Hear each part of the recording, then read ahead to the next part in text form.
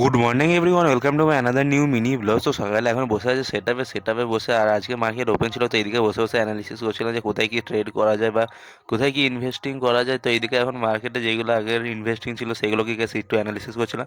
তারপরে গিয়ে সকালবেলা ঘরে থেকেই কাটছিল, তারপরে বিকালবেলা এইদিকে রেডি হয়ে গেছিলাম হচ্ছে মেলা। আমি গেছিলাম মা বাবার সাথে আজকে মেলা।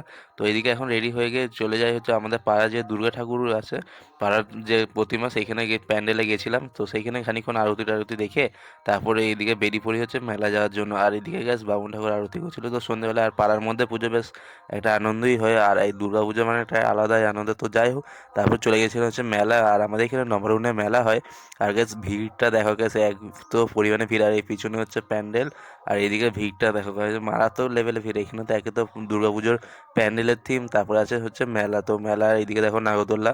তো প্রচুর পরিমাণে ভিড় হয়েছিল। তো মেলাতে খানিকক্ষণ ঘুরে টুরে এখন ঘুরে নিই, দিয়ে গাইস আসার সময় গজা কিনি। গজা আমার ফেভারিট, তো গজা টজা খেয়ে নিই, কিনে নিই, দিয়ে কিনে নিয়ে গেছে চলে আসি ঘর। তো দেখা হচ্ছে পরবর্তী ব্লগে। তো বাই বাই, টাটা, সবাই ভালো থেকো, সুস্থ থেকো। তো আর সবার দুর্গাপুজো কেমন কাটছে কমেন্টে অবশ্যই জানিও। তো টাটা।